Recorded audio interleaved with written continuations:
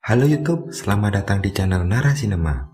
Pada video kali ini, saya akan membawakan narasi dari alur cerita film berjudul The Butterfly Effect yang dirilis tahun 2004. Premis dari film ini adalah seorang yang sering mengalami hilang kesadaran, sehingga ia tak bisa mengingat beberapa kejadian penting. Saat tumbuh dewasa, ia menemukan cara mengembalikan kenangan yang hilang untuk mengubah hidupnya.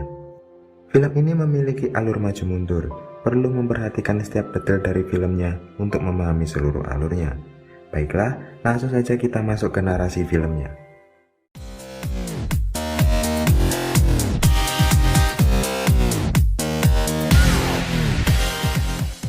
Film ini diawali dengan seorang pria yang berlari dari kejaran petugas.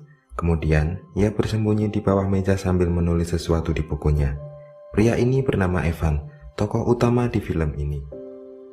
Scene kemudian memperlihatkan 13 tahun sebelumnya. Evan yang masih anak-anak dibesarkan ibunya seorang diri karena ayahnya diduga menderita gangguan jiwa sehingga harus dirawat di sebuah rumah sakit jiwa. Seperti biasa, Evan diantarkan ke sekolah oleh ibunya. Sesampainya di sekolah, salah satu guru Evan meminta waktunya sebentar untuk membahas hasil karya Evan. Guru tersebut memperlihatkan hasil gambar tangan Evan, yang dimana itu tidak pantas digambar oleh anak seusianya. Sang guru juga heran, karena Evan sama sekali tak mengingat bahwa dialah yang telah menggambarnya. Khawatir dengan kondisi anaknya, ibunya membawa Evan ke dokter untuk memeriksakan saraf-saraf dalam otak Evan. Tetapi dokter tak menemukan adanya masalah dengan otak Evan. Dokter hanya berasumsi bahwa Evan mengalami stres akibat kehilangan sosok ayah. Untuk membantu Evan mengingat setiap kejadian, dokter menyarankan agar Evan menulis setiap kegiatan kesehariannya. Suatu hari, ibunya menitipkan Evan di rumah tetangganya yang juga mempunyai anak seusia Evan, yaitu Tommy dan adiknya Kayleigh, atau kita panggil saja Kai. Ayah Kai mengajak mereka bermain di basement. Namun, Evan tiba-tiba tersadar bahwa ia tidak mengenakan baju bersama Kai dan direkam oleh sang ayah. Ada yang tidak beres dengan ayah Kai tersebut. Singkat cerita, karena desakan Evan untuk bertemu ayahnya, akhirnya sang ibu mengajak Evan ke rumah sakit tempat ayahnya dirawat. Tetapi keadaan menjadi kacau ketika ayahnya kemudian di luar kendali dan berusaha membunuh Evan dengan mencekiknya. Untuk menghentikan aksi tersebut, petugas rumah sakit mengambil tindakan tegas dengan memukul kepala sang ayah, yang kemudian membuat sang ayah harus meregang nyawa. 7 tahun kemudian, Evan tumbuh menjadi remaja nakal. Bersama teman-temannya, mereka berencana meledakkan kotak surat tetangganya menggunakan dinamit yang Tommy curi dari ayahnya. Dan Lenny lah yang mereka suruh untuk meledakkan dinamit tersebut. Setelah itu, mereka berlari dan Evan kembali hilang kesadaran sesaat, yang membuatnya tak bisa mengingat apa yang baru saja ia alami. Lenny yang pada dasarnya adalah anak yang sangat lugu, menjadi syok karena peristiwa itu. Singkat cerita, di suatu tempat pembuangan rongsokan, Evan, Kai, dan Lenny bertemu Tommy yang hendak membakar anjing Evan. Aksi itu didasari karena ketidaksukaan Tommy terhadap Evan yang telah memacari adiknya, yaitu Kai. Saat hendak mencegah Tommy, lagi-lagi Evan tak sadarkan diri. Karena kenakalan-kenakalannya itu, ibu Evan membawanya pindah, dengan harapan bisa membuat Evan menjadi lebih baik dan terhindar dari lingkungan pertemanan yang kurang sehat. 6 tahun kemudian, atau kembali ke timeline utama di film ini, kepindahan Evan dan ibunya sepertinya berhasil. Evan tumbuh menjadi seorang yang cukup berprestasi di kampusnya. Bahkan, selama 6 tahun ini ia tak pernah mengalami kehilangan kesadaran lagi. Sampai kemudian, pacar Evan menemukan catatan diari Evan semasa kecil. Pacarnya yang penasaran meminta Evan membacakan diari tersebut. Evan pun menuruti permintaan itu. Saat ia tengah membaca, tiba-tiba Evan seperti bisa melihat kenangan yang hilang semasa kecilnya, yaitu ketika Tommy membakar anjingnya. Saat tersadar, Evan merasa bahwa pengalamannya barusan terasa nyata dan yakin itu bukanlah mimpi. Setelah mengalami kejadian supranatural tersebut, Evan mencoba kembali membaca catatan hari di mana mereka meledakkan kotak surat tetangganya. Ia ingin tahu apa yang sebenarnya terjadi. Ternyata keisengan mereka menyebabkan tetangga mereka terbunuh bersama bayinya saat hendak membuka kotak surat.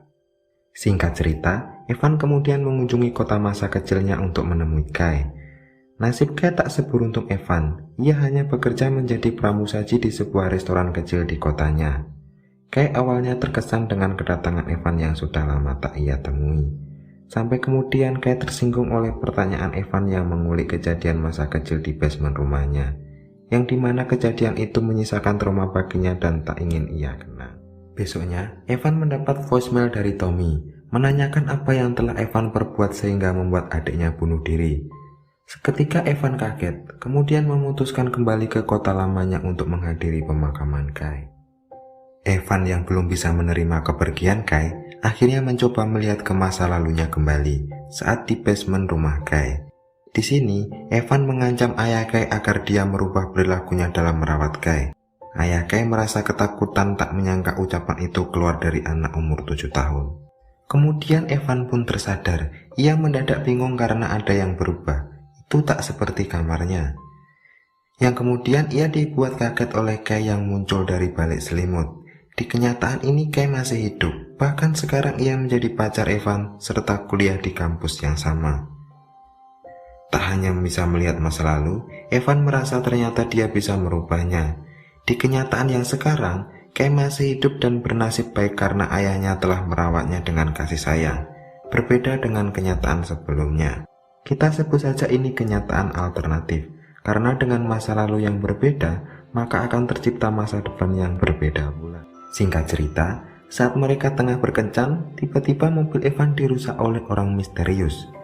Kai menduga bahwa ini ulah kakaknya, karena kakaknya tersebut baru saja keluar dari penjara dan masih tidak setuju jika Evan memacari adiknya tersebut. Saat mereka tengah berjalan di taman, tiba-tiba Tommy muncul dengan membawa tongkat baseball. Melihat Evan berjalan bersama adiknya, Tommy langsung menghajar Evan. Kai kemudian menghubungi petugas keamanan untuk menghentikan mereka. Evan yang berusaha membela diri malah tak sengaja membuat Tommy terbunuh. Insiden ini membuat Kai histeris melihat kakaknya terbunuh di tangan Evan. Evan pun harus masuk penjara karena perbuatannya. Lingkungan penjara yang selalu membuli dan melecehkannya membuat Evan meminta bantuan ibunya membawakan buku diarinya. Dengan buku tersebut, Evan mencoba mengubah masa lalunya kembali agar kejadian yang sekarang tak pernah terjadi. Ia berhasil kembali waktu di mana Tommy akan membakar anjingnya di pembuangan rongsokan. Untuk mencegah anjingnya terbakar, Evan pun menyiapkan sebuah ujung besi untuk digunakan alat pembuka karung oleh Lenny, sementara dia akan melawan Tommy. Tapi keadaan tak berjalan sesuai rencana, karena ujung besi itu justru digunakan Lenny untuk menusuk punggung Tommy yang menyebabkannya terbunuh. Setelah tersadar kembali ke masa sekarang, Evan mengalami mimisan parah.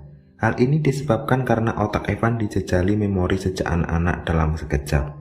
Bahkan sekarang, otak Evan menampung ingatan dari berbagai kenyataan alternatifnya. Di kenyataan ini, Lenny dirawat di rumah sakit jiwa akibat depresi karena telah membunuh Tommy dan seorang ibu serta bayinya. Kai pun tak bisa ditemui di rumahnya. Berbekal informasi dari ayahnya, Evan menemukan Kai tinggal di rumah bordil dengan kondisi yang berantakan. Kai masuk dalam dunia prostitusi dan obat-obatan akibat keluarganya hancur setelah terbunuhnya Tommy.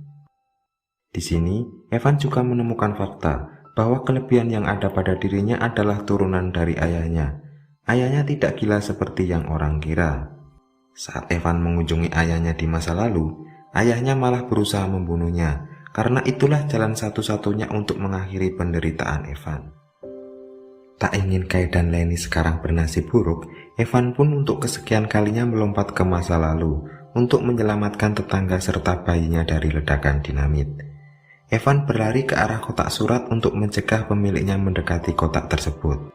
Setelah tersadar kembali di masa sekarang, Evan tampak tersenyum lega karena Lenny di kenyataan alternatif ini dalam keadaan baik-baik saja. Bahkan ia menjadi teman sekamarnya. Tapi alangkah kagetnya ketika Evan meregangkan otot, ia menyadari telah kehilangan kedua lengannya. Ini diakibatkan karena Evan terkena ledakan dinamit saat mencoba menyelamatkan tetangganya tersebut. Tak hanya itu, Kai pun sekarang jatuh ke pelukan Lenny, dan ini semakin membuat Evan sakit hati. Setelah keadaan teman-temannya baik-baik saja, sekarang justru dirinya lah yang harus menerima konsekuensinya. Bahkan ibunya menderita kanker paru akibat sering merokok setelah depresi melihat kedua lengan anaknya diamputasi. Jelas ini bukan takdir yang Evan inginkan, maka ia pun putuskan kembali membaca buku diarinya untuk kembali ke masa saat di basement rumah Kai. Di sini, ia mencoba meledakkan dinamit itu, agar peristiwa ledakan kotak surat itu tak pernah terjadi. Sialnya, dinamit yang sudah terbakar itu malah diambil Kai yang ia kira mainan.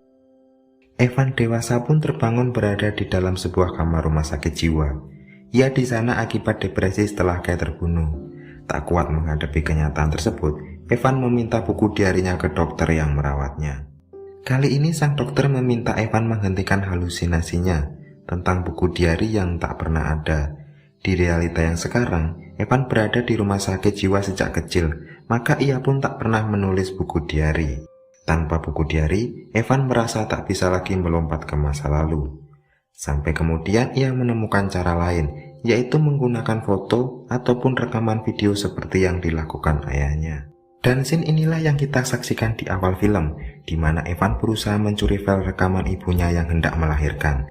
Dengan menyaksikan video itu, Evan berhasil kembali ke masa di mana ia sebelum dilahirkan. Di sini ia menolak lahir dalam keadaan hidup, agar nantinya tak menimbulkan petaka bagi orang-orang di sekitarnya. Dan itulah ending film The Butterfly Effect. Karena ini bukan film fiksi ilmiah, cara yang dilakukan dalam time travel di film ini bukanlah poin utamanya.